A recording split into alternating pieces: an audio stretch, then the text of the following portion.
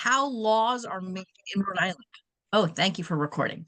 Um, our session today is about how laws are made in Rhode Island, including we have a panel of individuals who are going to speak to you from their own experience engaging with and advocating for food policy and good food laws here in the state. So I think we'll be able to hear some really great perspectives. I hope you all are able to stay through the end.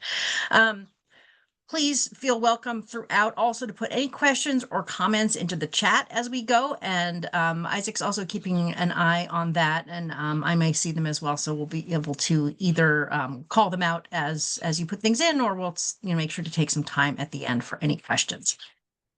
Isaac, we can go to the next slide. I'm going to hand it over to Nessa. Nessa, if you want to introduce yourself and take it away. Sure, thanks, Rachel. I'm Nessa Richmond. I'm the Executive Director of the Rhode Island Food Policy Council. It's so great to see you all here today, and I'm just going to take a couple of minutes to set the tone for today's discussion, first by sharing the Council's mission, which is to build a more equitable, accessible, economically vibrant, and environmentally sustainable food system here in Rhode Island. We're an independent nonprofit organization, not part of the state or any other types of political bodies. And we're driven by volunteer members who believe in this mission, and everyone's invited to join us. So next, I want to share a little bit about the core issues that we focus on. We kind of hone in on these core issues to achieve the more just and resilient local food system that we want to see. And they are food access and nutrition security, food business and economic development, and food, climate, and environment. And we do that in lots of different ways. The last thing I want to share before we move on is really just to talk a little bit about how we achieve our mission within these core issues, the three that I just mentioned. So in order to do that, we recognize that there's an ongoing need to restate our commitment to equity. And so I'm going to share that with you now as we move on.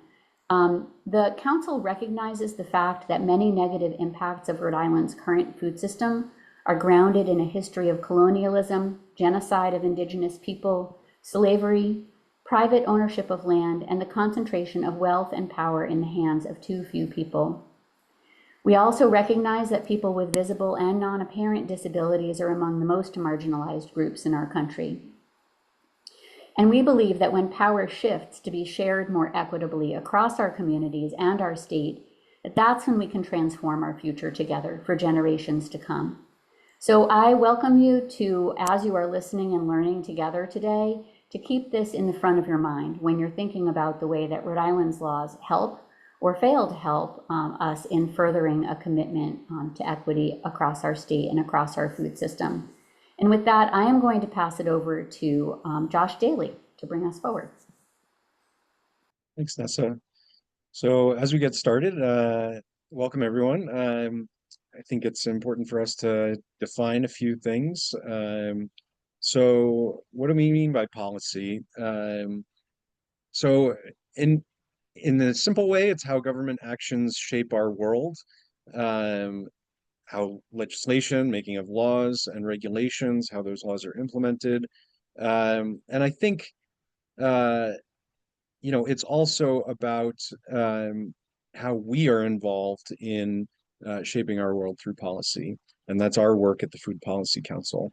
So legislation itself is the exercise of making authoritative rules, like laws, through the promulgation by a deliberate body, a Congress, a General Assembly. Generally, we're talking about state level legislation at the Food Policy Council, though we also talk a bit about the Farm Bill and national level legislation.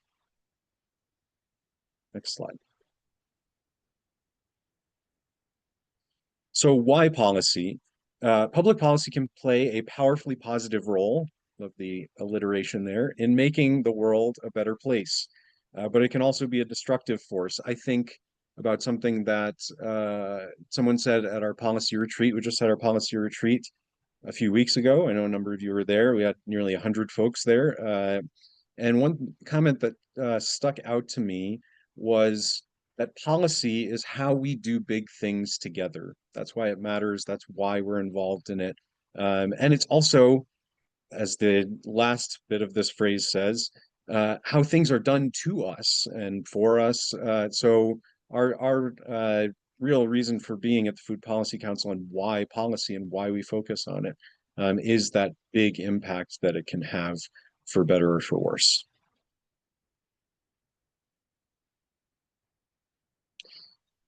So, and then as I mentioned,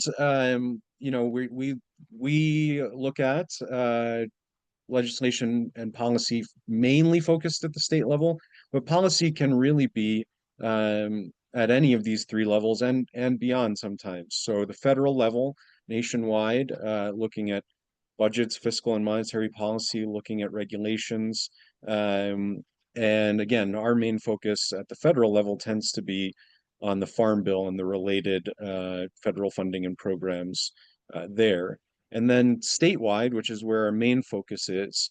So of course, an important thing to know about municipal, state, and federal law is that the lower bodies can't pass laws that contradict the laws above them, right? So you can't pass a municipal, a town, or city law that's in contradiction to state law, and likewise, you can't pass a state law.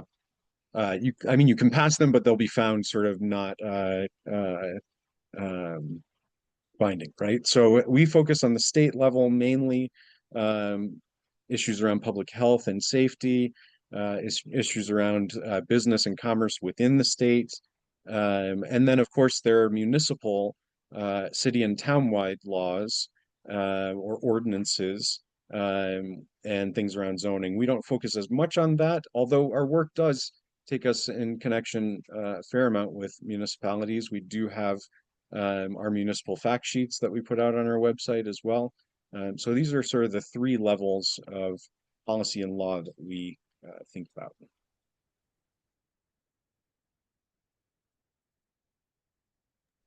Oh, Rachel, I think you're on mute.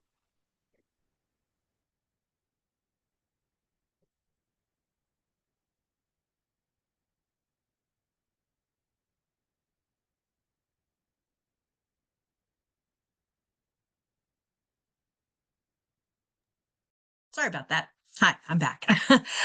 So next, we're going to walk through our a really lovely map here that explains to us the process of how laws are made in Rhode Island. And this is, really important because it's, as you can see, a bit of a complicated path. And we can find ourselves throughout this process at multiple places along this. So just to walk through the process here. So this is what we call our schoolhouse rock, which is, some of you, if you're of my generation, may remember that it starts by creating a bill. And what that usually means is that citizens, elected officials, experts, and the executive branch, meaning perhaps the governor's office, all might work together, or all might work separately or together to create a bill, which is basically a proposed law. At the Food Policy Council, our work groups work together, often will identify a specific legislative sponsor who will be the one to introduce a law and work with them to develop the actual bill that is then introduced. So if you work on getting a bill, work with a state representative and a state senator on developing a bill, each one will introduce the bill in their own chamber. And then within that chamber, it's assigned to a committee. So it might be decided that it's a bill that has particular financial implications. So it might be assigned to the finance committee to review, or it might be a bill that has specific health implications and it can be assigned to a committee based around that, to et cetera. So then the next step is that bills get debated and amended. They go to the committees in the House and in the Senate, and there's a series of meetings and hearings, and that's a great place where advocates like the Food Policy Council and others come in, and it's an opportunity to stand up at the State House in front of the appropriate committee and explain what is it about this bill that is most important to you and is most important to the people of Rhode Island. So there's a series of meetings and hearings. There can be some debates and there can be some amendments made to the bill at that point. Then it goes into budget work because almost everything has fiscal implications of some kind. Then the committee will continue working on it throughout and continue through the process of debating and amending back in the chambers. Then at that point is when there really is a need for very strong coalition leader and community support and advocacy, because so often what happens is that if the one of the chambers, the House or Senate, doesn't quite know how to move something forward, it becomes held for further study, and that can be a bit of a black hole, endlessly held. Sometimes it's undefined how long. So it really is an important place where the community and advocates come in and say, no, do not hold this for further study. It is very important that this moves forward now. Then, of course, it goes back to budget work. And then things get voted out of committee, which basically means the committee feels that they have done their work, that they have approved that this is ready to move forward in some form. And it then the bills go to the House and to the Senate, where they are voted on. And if they are approved by the House and the Senate, then it moves to the governor for final approval or for disapproval. And once that process is completed is where the bill becomes a law. So we find ourselves throughout this process at many places along this map. We have bills that in any given year might be created and never make it past step, might be created, but then don't get a sponsor that is willing to introduce it, or it's introduced and doesn't really make it out of the committees. And then it can, like we said, also get held for further study and get stopped at that point. And then, of course, once it gets out of committee, it needs to be approved by the House and Senate. That is the place where it can really move or be finally stopped. So all along that route is where advocates like the Food Policy Council and our members and other people who are really invested in this work are very important to come forward and speak for their priorities. Next slide, please. Thank you. Okay. So throughout this map, I talked about advocacy. And when I said that advocates are needed and that we need supporters in the community to come out to do advocacy, this is what we mean. We mean that we need folks to come together to make recommendation for a specific cause or policy. That is something that is not about, as what we do is nonprofit advocacy. And so what's really important to be clear about that is that it's not about partisan politics, and is definitely not about political candidates. It's about educating decision makers about the impact of the public policy decisions that they are contemplating and being asked to decide on. And advocacy is about helping those decision makers to understand how the people and the communities that we care about will be impacted. It's also about making sure that we aren't sitting on the sidelines while decisions that would positively or negatively impact us are being made. And that really speaks very highly about why it's so important for folks to come forward with the Food Policy Council or for whatever issue that really speaks to you, that you feel like impacts your life and impacts your community. Because without the voice and the advocacy, our decision makers really don't have the tools to make what we feel would be the right decisions. So with that, I am going to turn to our panel. We have a really great panel of folks that have been engaged in advocacy on many different levels for varying amounts of time. And I think that it would be really informative to hear from them about their experience. So I'll introduce them all together, and then we have a series of questions that I'll be asking them. Like I said, you're welcome to put questions in the chat as we're going, but also we will have some time at the end that folks will be able to ask questions. So our first panelist today is Jack Lenz. Jack received his bachelor's degree in human services from Beacon College. He started his career working with youth in the child welfare system and began working in the West End Community Center 4 years ago as a part-time youth worker. He's since moved into a new position as the development associate, networking, grant writing, and writing further creating further initiative to support the West End Community Center's growth. Jack is passionate about reducing food insecurity, and he helped to establish a food pantry for youth and young adults aging out of the child welfare system and living independently at Adoption RI's Copley Place, which helped earn West End Community Center the Adopt Hope Award. He's recently begun his advocacy journey after being a part of the Food Policy Council's Food Leaders Lab cohort. Our next panelist is Diane Lynch. Diane is the president of the board of the Rhode Island Food Policy Council. She leads a work group that supports farmland conservation and is working on legislation to increase supports for small and urban farms.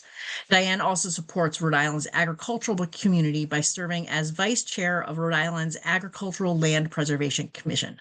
She began her career in the food sector as a logistics and operations consultant to food processors in both the US and in Europe, with a focus on the dairy sector. Diane also spent 10 years at Social Enterprise Greenhouse developing TA and financial support instruments for food sector social entrepreneurs, and she still serves as an advisor and investor in that network. She and her family live on a farm and grow hay for local meat and dairy farmers here in Rhode Island. Meg Grady is the director of Meals on Wheels. She joined Meals on Wheels of Rhode Island in 2019 as executive director, and she has been hard at work modernizing the organization and fostering its growth in scope and fundraising.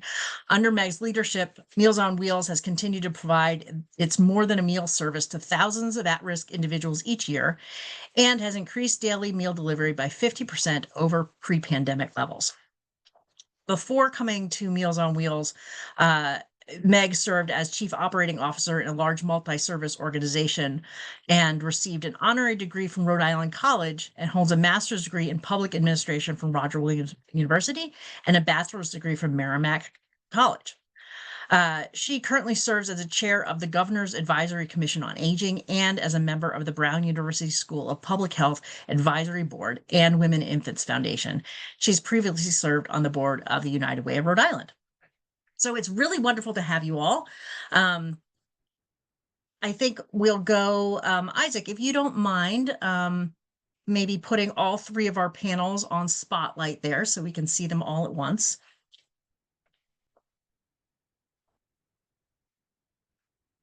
Are you able to do that? Ah, there's Meg. All right.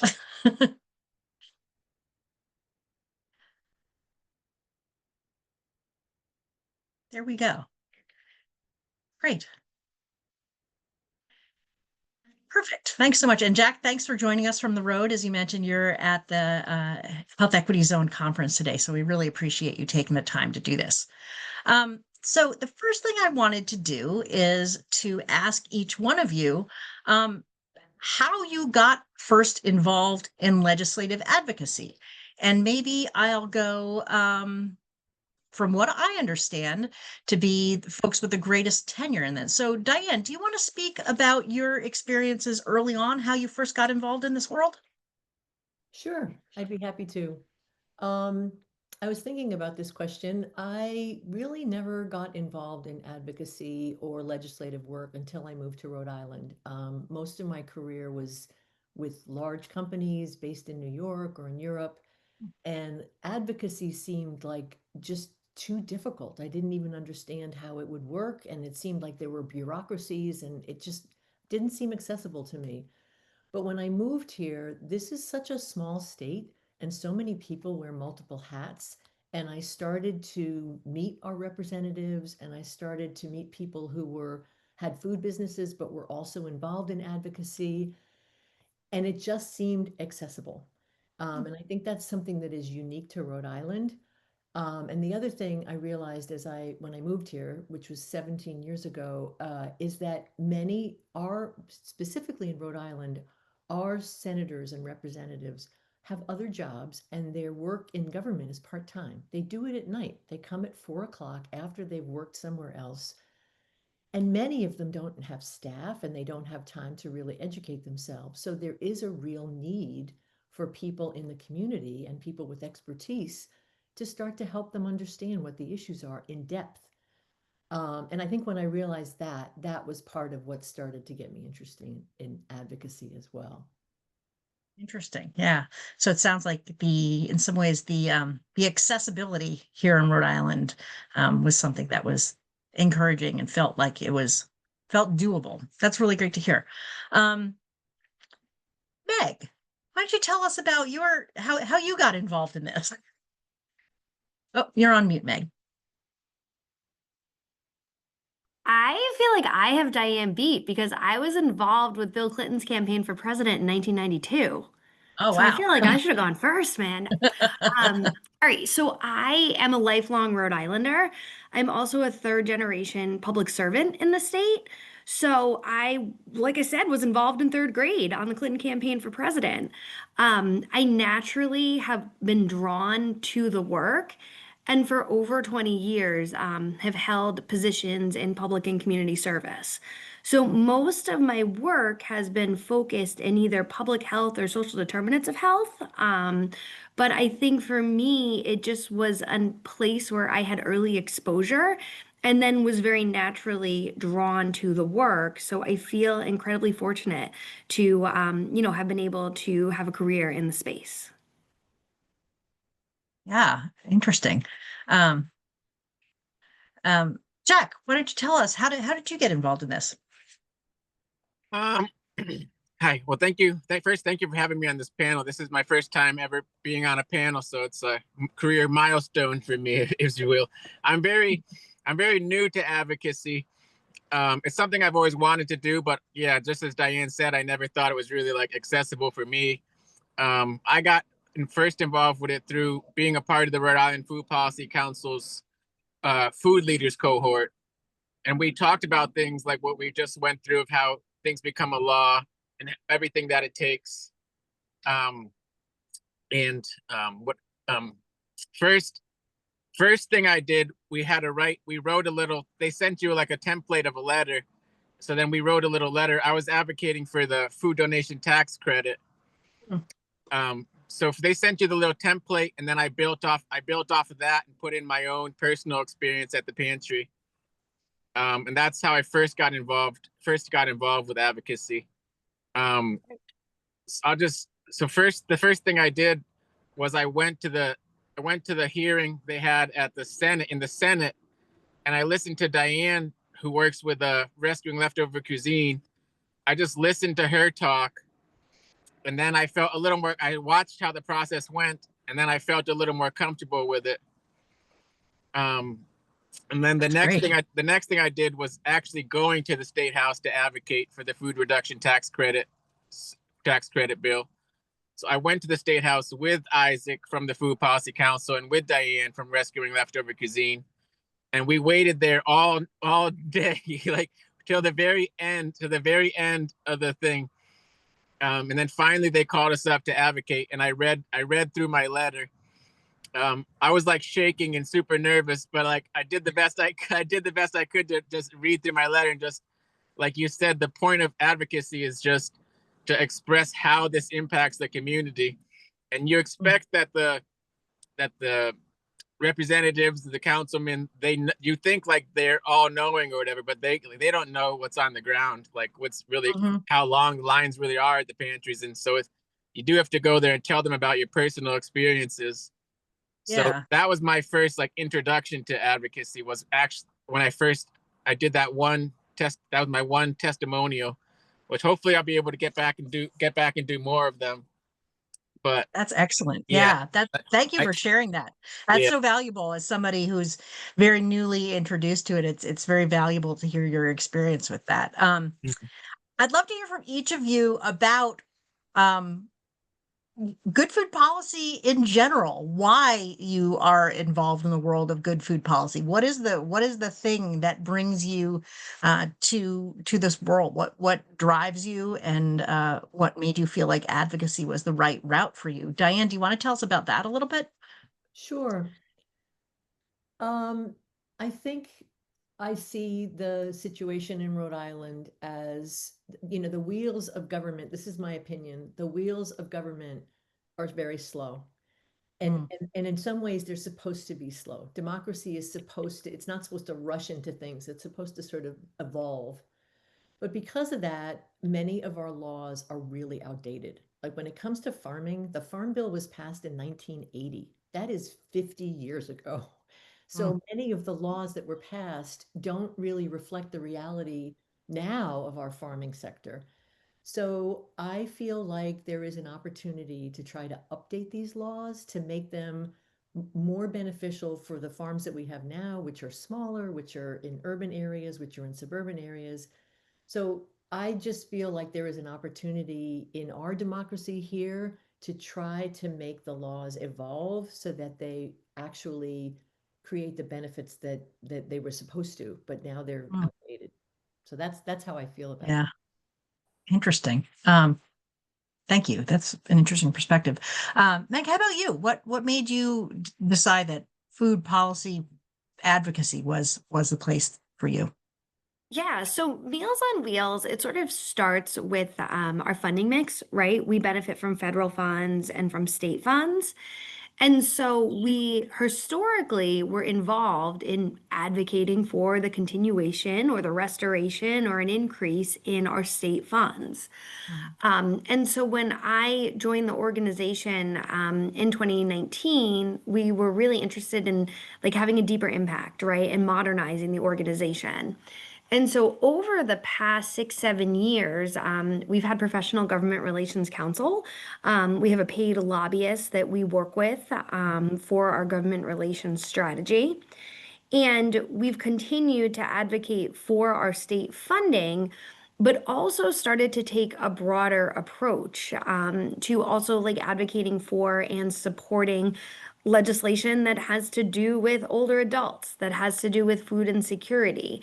And as we embark on our 2030 strategic plan, which will officially kick off in January, one of our core areas of focus is leadership and lifting the voice of those we serve, and being present in decision-making conversations, whether that's at the State House or a local town council or just in a community forum. So as we move forward in our work, being a bigger, broader organization, we want to be engaged in policy, systems, and environmental change. And so in the next question, I can talk a little bit more about a specific piece of policy that we've been involved with for the last 2 sessions. But just, it Thanks. seemed like the right place for us to be. Yeah, sounds like it. Jack, I'm interested in you talked about joining the Food Leaders Lab. And so what was the thing that made you feel like the Food Leaders Lab and getting kind of involved in this world of policy was right for you to jump into something new like that? I've gained a lot more experience through my work being at the community center. And I've seen a lot of how a lot of people dealing with food insecurity. So I've become more and more passionate about the issue over time, but also my time in college when I did a lot of work around the unhoused community. So I've been involved, and these issues have been like on my heart for a long time, but I've just been getting more confident as I've grown in my role at the center, as we've joined forces with the Policy Council. And then the Food Leaders Lab, working with Max as he led the Food Leaders Lab that we had, helped to build my confidence, to make me feel like I am worthy of going and talking to the senators and the representatives. Like it just gave me like the confidence boost I needed to go and do it. But I was advocating for good food policy just because it's such a basic, essential human right. Like it's such an obvious thing because it affects infants even before they're born all the way up to the elderly. So it affects everybody in our community. That's why, like at my position at the center, I was able to get a grant from Vitamin Angels, and we secured some prenatal vitamins to distribute to the community. And every month we distribute 500 senior boxes. We help the elders. And then, as you mentioned in my introduction, how I helped to start a food pantry for the kids 16 to 24 who are aging out of care over at Adoption Rhode Island. So really, like, it just all across the board, it's just such an important issue for everybody. And one really exciting thing is right before this, I learned that I got a grant so I can continue buying things for that Adoption Rhode Island pantry. Oh, awesome. I'm able to Congratulations. bring them. I'm able to bring them a lot of donated stuff that we get from my retail pickups, but I needed the grant funding to get hygiene products, paper goods, and cleaning supplies and all that. So that's one thing. That's probably one of the main reasons why I try to help advocate for good food policy, just because it's an essential human right that affects everybody. Yeah, excellent. Thanks. So Meg, you wanted to talk about the specific piece of legislation that you were advocating for. Tell us about that. Tell us about what happened. How'd it go? What Yeah. happened? So, I mean, I think I really want to echo what Diane said, and that things are slow, right? And sometimes as an advocate, you show up at 82 Smith Street, like ready to change the world, and it doesn't always happen that fast. But obviously, my organization has done a lot of work in the food as medicine space, and we've been in that space probably since the beginning of 2022. We offer medically tailored meals, we offer supplemental grocery delivery, and we are excited to launch our nutrition counseling program. So, obviously, like now that we had the scope of our food as medicine work done, we were really interested in scale. And also ensuring that there were resourced like ways to be able to bring this work statewide. And also a way to reach the most vulnerable or most at need, at risk populations. So 2 years ago, we worked with Senator Victoria Gu on a piece of legislation that would direct the Executive Office of Health and Human Services to fund a 1-year pilot to implement food as medicine. And that was great, right? Because it was our first year in motion. It kind of started to make like the vision and the dream a little bit more of a reality, and we were in play. Until we got the fiscal note. And because we had a broad approach to the pilot implementation, it came back at like $100 million. And so we had some work to do in the first year. So we had no movement in the first year. So in the second year, we not only introduced the bill on the Senate side, we had a House sponsor. And so now we were like in play in both chambers, which is important as you get to like the end and the final decision making. So we had momentum in the Senate, and now we had some support in the House. We also compartmentalized our target population to get the spend to be, I think it was $750,000, partly funded by federal Medicaid funds, partly funded by state Medicaid funds. So we did a lot of work, like in between year 1 and year 2. We also did a lot of relationship building work, like in the off times, because obviously all of the senators and the reps are incredibly busy during the legislative session. I think Diane already touched on this. Like they have day jobs and they run up to the State House right before the bell rings. And like there's a lot going on and there's a lot of priorities and they want to do a lot for their districts. So in the off times, in the off session, we hosted tours at Meals on Wheels and made phone calls and really tried to build relationships. So in the last year, we testified on both the House and the Senate side and really tried to raise awareness for the food as medicine policy. And so neither had any movement.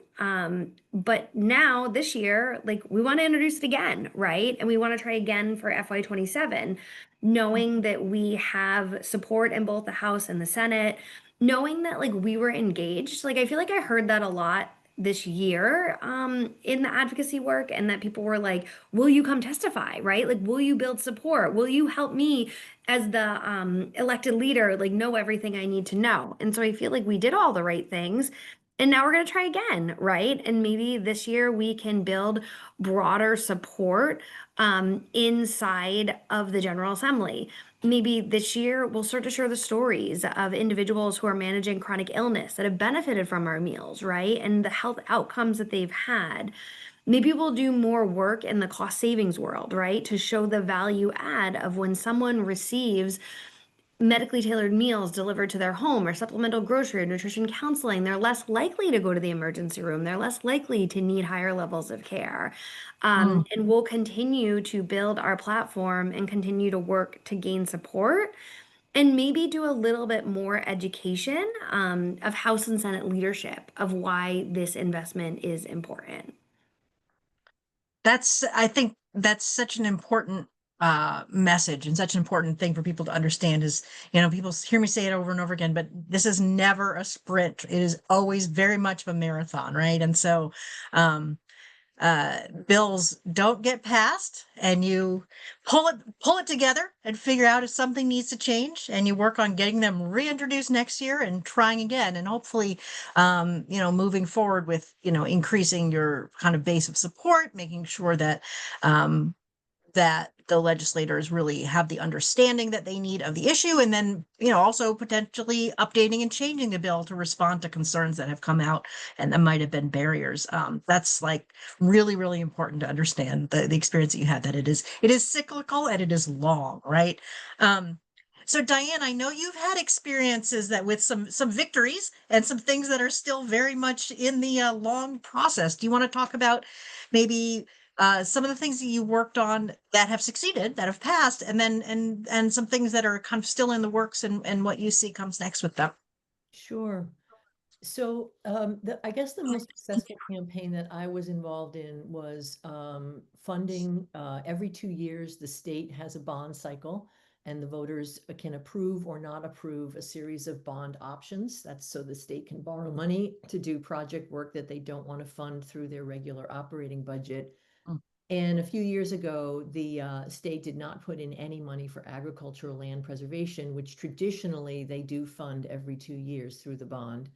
So there was a great coalition of folks, not only agricultural land conservation, but forest conservation, open space conservation, the Nature Conservancy, Audubon, across the spectrum of people who care about land conservation, who banded together, got some bills written to add the agricultural land preservation money back into the bond because it had not been originally put in by the governor.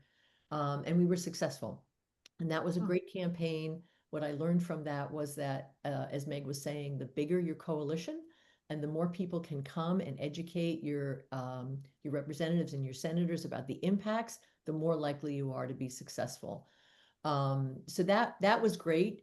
We've had more of a struggle with the Urban and Small Farm Success Bill, which is a bill that would update the tax incentives for farms so that smaller farms could enjoy the same benefits as larger farms. So right now, if you're less than 5 acres and you're a farmer, or you're an urban farmer who's definitely less than 5 acres, you really can't participate in any of the tax incentives that are offered. And that's a longer haul. The coalition building is a little bit more difficult, oddly enough, because the farming community itself has its own silos of big farms and small farms and rural farms and urban farms. But we are working on it, and the bill will go into another session this year. It's a better bill. It's gotten tweaked. We have a bigger coalition. And we need to get our sponsors lined up. The only thing I would add to Meg's comment is that there's another part of the landscape, which is sort of the political piece, like who's got power, who's friendly with who, the sausage making piece in the back, and that can affect the outcome as well. And so to the extent that you can find people that can help you understand that and help you negotiate that and navigate those waters, that's part of getting the bill through as well. So we are going to be back with the Urban and Small Farm Success Bill, and I think we have a really good shot of getting it passed this year. But again, it's more coalition building, it's more educating, et cetera. Right. Yeah. Thank you for that. So Jack, I know you mentioned the Healthy School Meals for All that you advocated for. Were there other bills that you also testified and advocated for this year? Yes, the one I went to the State House to testify for, I testified in front of the House of Representatives. That was for the food donation tax credit. That one, I was just able to speak to my experience working in a food pantry and just the need that we're seeing every day, and how much that surplus food would impact our community and help feed so many people. That was the one I went to the House of Representatives to testify for. And then I Oh, just yeah. I wasn't able to make it to the State House for the free healthy school meals for all, but I wrote a letter. That I also spoke to my experience working in the youth program with all the kids who I know would benefit from that bill as well. So I was just speaking from my personal experience and how I know that this bill would benefit the community that I work in. Yeah, great. And can you you were speaking about how sort of powerful the experience and how it sounds really like a really interesting experience being up there and testifying in person for the first time. I wonder if there's anything else you wanted to share about that, or what sort of lessons you would like to share with people who are getting involved in this for the first time. What you'd like to tell them about it. Yeah, just it's not as scary as you think it's gonna be. Just like Diane had said, like they're just normal people with normal jobs, and then they go to the State House to work afterwards. Like we had packed essential needs bags for the unhoused, and then we brought them over to Better Lives Rhode Island. And I saw Miguel Sanchez, the councilman, was over there, and I was like, "What are you doing here?" And he's just like, "Oh, I work here," like. And then I saw Scott Slater was there when I was testifying, and he's somebody who helps out the center, so I knew him already. So yeah, it's just not anybody can do it really. We just need more people to show up. Yeah. It's just taking the time to get there and to sit through everything. Yeah, and it's just anybody can do it, and it's not as scary as you think it's gonna be. So yeah, that was like once you do it once, like now next time I'll feel even more confident, and then like I'll be able to not look down at my paper the whole time as I'm reading my letter. So but yeah, I think you just get better at it as you continue. Yeah. That's great. I mean, I think that that's such a valuable perspective to share with people. And I mean, that's a part of maybe what Diane was sharing earlier about Rhode Island being such a small state. You do run into these people around your community, right? You Yeah, run into them at their job or at their kid's school or wherever yeah, you might run into them. So, and that can be a plus or a minus of living in Rhode Island, I guess. But I think for right, these purposes, it really does give you an opportunity to make folks feel less intimidating. Like you're saying, they are real people. You can have right, real conversations with them. And then also an opportunity to, get people's ears sometimes in ways that you didn't, opportunities. You should be ready to catch someone's ear, I guess, if you see them in public. yeah. Um, Just having th- that 30-second speech ready. Yeah, yeah, yeah, that's great. That's really great. Um, so and I would, also the timing of it, because you only had like a good solid 2 minutes, so uh-huh, you don't have to talk all day. You just have to yeah, share. You just have to briefly share your experience. yeah. Thank you for that. Yeah. That's really, really helpful. Go ahead, Meg. I actually have something to add to that. So you do only have 2 minutes. And honestly, like my luck is that our legislation is always like the last thing to be heard. It's always like me sitting in the hearing room with whoever's left. So Mm-hmm. in the last session, I tried to get ahead of that. In the day of my hearing, I called every member of the committee and I basically said, like, I'm going to be there later. I can't wait to see you at the State House, but I wanted to grab your ear now so that we could have a longer conversation. And so it was actually pretty effective because in one case on the Senate side, the end save the best for last. I like that. On the Senate side, it actually gave the legislator like a couple hours lead to think about her questions. And then I felt like it was a more effective testimony because she had had time to think about it. And so I thought that was valuable. So I tried to like kind of play it differently instead of being like, well, I only have 2 minutes, like tried to build relationships even like the day of the hearing to be like, I'm gonna be there later. I feel really excited, but here's what I need you to know. So Mm. Yeah, that's really valuable. Thanks. Dan, do you have any experience perspective that you want to share from your experience this year with and any lessons learned that you had from it? Yeah, I'm not like a seasoned expert. I've been doing this for, I don't know, 5 or 6 years. And like Jack said, every year I get better at it and I learn more about it. And I'm sure Megan feels the same way. One of the things that I noticed when we did the bond issue that we won is having a paid lobbyist can make a big difference. And I do think that, we are not a lobbying organization at the Food Policy Council, so we would have to have a fairly small lobbyist presence. But I really do feel, having worked with other organizations that do have paid lobbyists, that it can swing things, and that when there is an opportunity to work with a group that has a paid lobbyist, or to think about bringing in a paid lobbyist, it is worth taking that seriously. And because that is a lot of how things get done. Yeah. And it does seem like that also, some of that might also depend on the coalition building, right? It would be a lobbyist, maybe not just for you, but for a coalition of folks that are working together for the same goal. Exactly. That's Exactly. really interesting. Exactly. The lobbyist will have expertise that none of us can have, and will have relationships, and will have the ability to be at the State House all the time that none of us can do.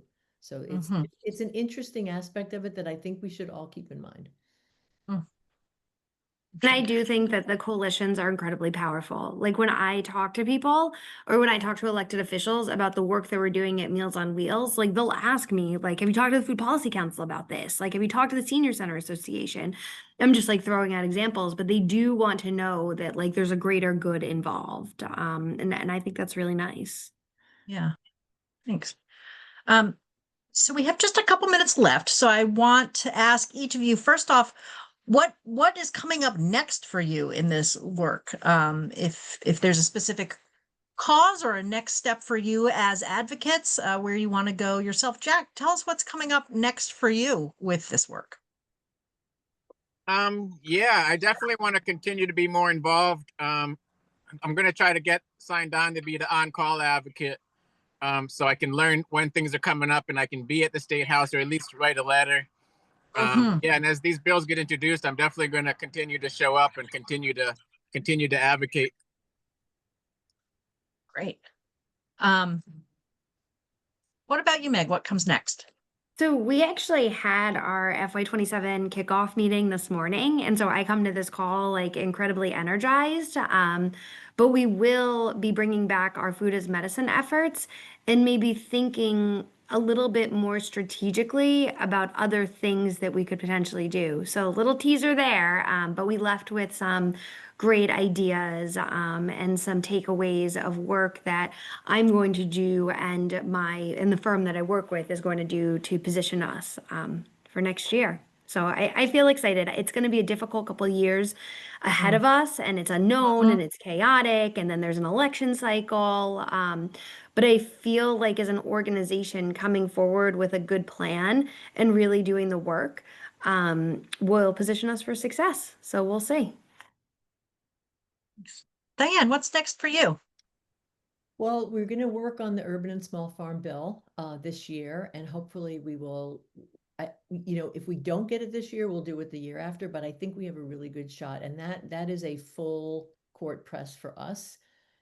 There are 2 or 3 other issues that are really critical that I think we will work on once this is done, and one of them is changing the fundamental farmland security rules so that they now have less than 5 acres allowed. And that's a big bill to change the whole farm access law. That's going to be a big advocacy campaign, but I think that would be next for us. And then just building the coalition of farmers is an ongoing thing that we have to work on so that we are working together in the future. It's not a bill, it's a coalition building.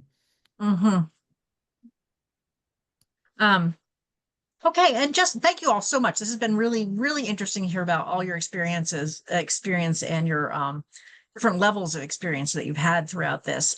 So I want to give you each really quickly, if you have one sentence, top tip to give to a new person who's getting involved in advocacy, what would it be? Who wants to go first? I'm going to violate all copyright laws by saying just do it. Very nice. We won't print that in the notes for you.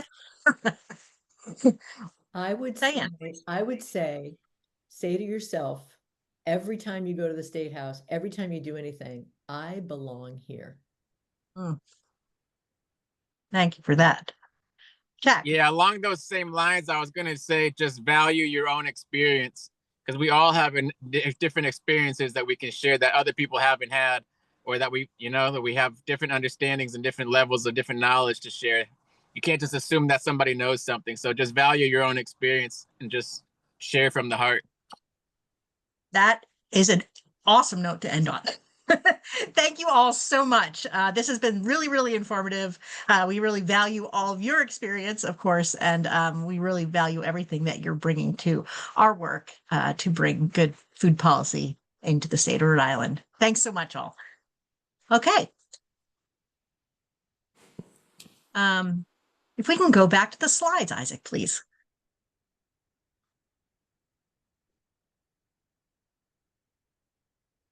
Perfect. Okay. We want to thank everybody for joining us here today, and we want to make sure that everyone is aware of our next session, which is coming up on Tuesday, October 28th from 12 to 1, Impact Story for Advocacy. So that will be a way of sharing exactly what Jack shared about your own perspective, your own experience. It's so important. I'm going to share in the chat again. I want to make sure to invite everyone to sign up for all of our upcoming Policy for the People sessions. Hold on one second.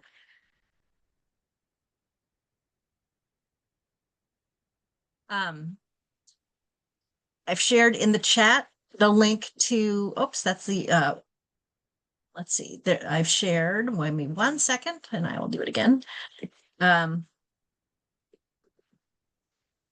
Two links. One is to become an on-call advocate, which Jack mentioned. So that's a really important way of making sure that you're in the loop when our council members and our work groups are making the call for support from the community for the policies that are important to us. So make sure that you sign up for that. And then Policy for the People, on the link that's posted there, you can go and see the entire menu of all of the sessions that are upcoming in the next year, and there are links there to register for all of them. So please do remember to register in advance so that you have the calendar invite and have the appropriate links, etc. With that, we are coming to the end of this month's Policy for the People. So we hope that everybody learned a little bit of something new, especially from our great panelists that had so much important perspective and experience to share. We're going to see you next on October 28th to talk about the important role of storytelling in advocacy, and we hope to see you next time. If you can go to the final slide, Isaac.